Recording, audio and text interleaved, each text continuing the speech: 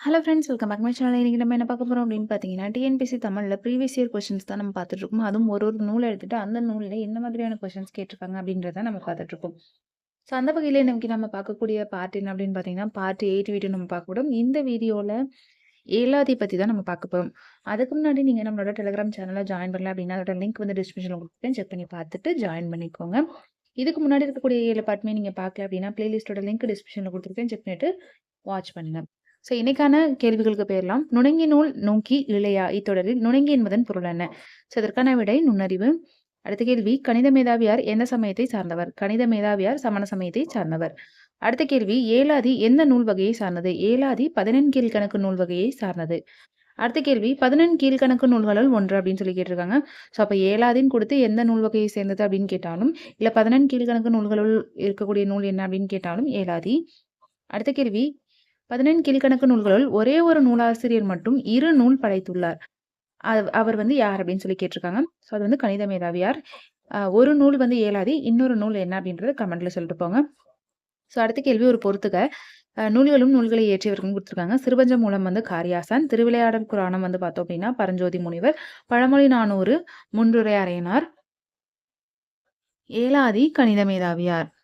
அடுத்த கேள்வி, பொருந்தாத ஒன்றை தேர்வு செய்க.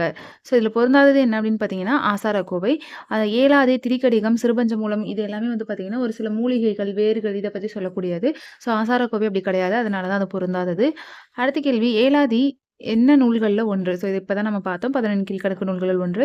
அடுத்த கேள்வி, மருந்து பொருள்களின் பெயர்களில் அமைந்த 2 நூல்கள் என்னென்ன? ஸோ இங்கே கொடுத்துருக்கிறதுல திரிகடிகமும் ஏலாதியும் தான் வந்து மருந்து பொருள்கள்ல அமையக்கூடிய நூல்கள். அடுத்த கேள்வி வந்து பார்த்தீங்க அப்படின்னா, நூல்களும், அந்த நூல்கள் வந்து இருக்கக்கூடிய சொற்றொடர்களும் வந்து குடுத்துருக்காங்க. ஸோ, அதில களவழி 40 அப்படின்னு பார்த்தீங்கன்னா, அது புறப்பொருள், முதுமொழி காஞ்சி நிலையாமை, நாலடியார் வந்து பார்த்தோம் அப்படின்னா, வேளாண் வேதம், ஏலாதி 6 மருந்து அப்படின்றது தான் சரியான விடை. அடுத்த கேள்வி, மருந்து பெயரில் அமைந்த 2 நூல்கள். ஸோ, சேம் அதே கொஸ்டின் தான் திரும்ப கேட்டிருக்காங்க. ஸோ, அடுத்த கேள்வி, ஏலாதி டேஷ் வெண்பாக்களை கொண்டுள்ளது. ஏலாதி 71 வெண்பாக்களை கொண்டுள்ளது. ரொம்ப ரொம்ப முக்கியமான கேள்வி. அடுத்த கேள்வியும் ரொம்ப முக்கியமான கேள்வி. ஏன் அப்படின்னு பார்த்தீங்கன்னா, ஏலாதி பற்றிய கூற்றுகள்ல சரியானது எது அப்படின்னு கேட்டிருக்காங்க.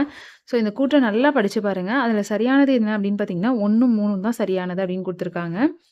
ஸோ அடுத்த கேள்வி வந்து பார்த்தோம் அப்படின்னா, இது நம்ம இப்ப தான் பார்த்தோம். நூல்களும், நூல்களோட ஆசிரியர்களும் குடுத்துருக்காங்க. ஸோ இது ரொம்ப நெறைய ரிப்பீட்டடா கேட்டுக்கிட்டே இருக்காங்க. இதுவரைக்கும் நம்ம வந்து 8வது பார்ட் இப்ப நம்ம போடுறோம். ஸோ இந்த 8 பார்ட்லயுமே வந்து பார்த்தீங்கன்னா, இப்போ ஒரு 10 கொஸ்டின் பார்க்குறோம்னா, அந்த 10ல 2ல 1 கொஸ்டினாவது பொறுத்துக்க மாதிரி கேட்டிருக்காங்க. அதாவது நூல்களும், நூல்கள் ஆசிரியர்கள், இல்ல நூல்களும், நூல்களில் இடம்பெற்றுள்ள வரிகள், அந்த மாதிரி வந்து கேட்டுட்டே இருக்காங்க. ஸோ அதனால கண்டிப்பா படிக்க வேண்டியது ரொம்ப ரொம்ப முக்கியமானது. ஸோ இந்த கேள்வியும் வந்து நம்ம ஃபர்ஸ்ட் பார்த்த கேள்வி தான்.